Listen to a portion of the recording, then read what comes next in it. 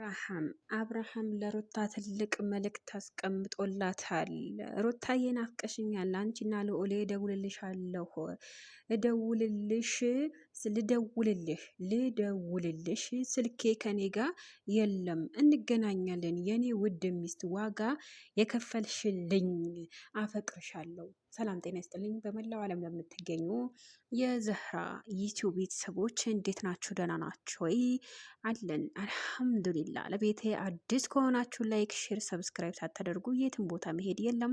ይሄ ቤት ከዘረኝነት፣ ከሃይማኖት፣ ከመቀኝነት፣ ከሰው ክፋት፣ ከሰው ሸረኝነት የራቀ ሚዲያ ነውና ፈታ ዘና ሳቅ በሳቅ የምትሆኑበት ነውና ላይክ ሼር ሳታደርጉ የትም ቦታ መሄድ አይቻልም ብዬ እነግራቸዋለሁኝ። ለሩታ አብርሽ ያስቀመጠው ትልቅ መልእክት እንደዚህ ይላል። ሩታዬ ናፍቀሽኛል፣ አንቺና ልዑሌ ልደውልልሽ ስልኬ ከኔ ጋር የለም፣ እንገናኛለን የኔ ውድ ሚስት፣ ዋጋ የከፈልሽልኝ፣ አፈቅርሻለሁ ይላታል። አንድ ጥያቄ አለኝ ለእናንተ ለተከታታዮቼ ማለት ነው። እስኪ አንድ ጥያቄ ልጠይቃችሁ ውዶችዬ። ስልኩ ከአብርሃም ጋር ከሌለ እንዴት ነው ይሄ መልእክት በአብርሃም ቤጅ በአብርሃም አካውንት ኢንስታግራም ላይ ፖስት ተደረገው?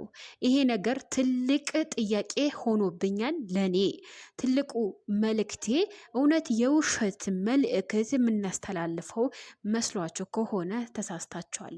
ምክንያቱም እሱ እንዳለው ናፍቀሽኛል፣ ልደውልልሽ ስልኩ ከኔጋ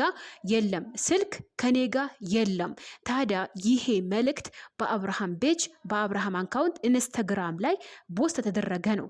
ይሄ ነገር እንዴት ነው አልገባኝም። እኔ ከገባችሁ ከታች ኮሜንት ስር አስተያየታችሁ ስጡኝ። ውሸት ነው እውነት ነው እሱ ፈጣሪ ይወቀው።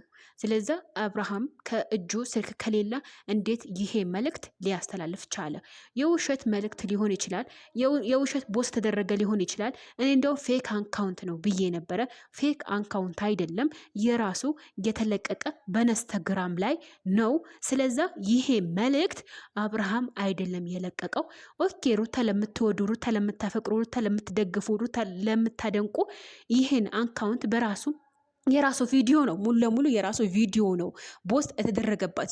እንዴት ነው ይሄ ነገር ኢንስታግራም ላይ ፖስት የተደረገው ቪዲዮ አብርሃም ስልኩ በእጁ ከሌለ እንዴት ነው ይሄ ነገር አልገባኝም። እና ሀሳብ አስተያየታችሁ ኮሜንት ሰጠብቃለሁ። ሁላችሁም ሼር፣ ሰብስክራይብ፣ ላይክ እያደረጋችሁ ለብዙ ተደራሽነት እና ጥያቄ መልስ ሊያገኝ ይገባል ይሄ መልእክት ማለት ነው።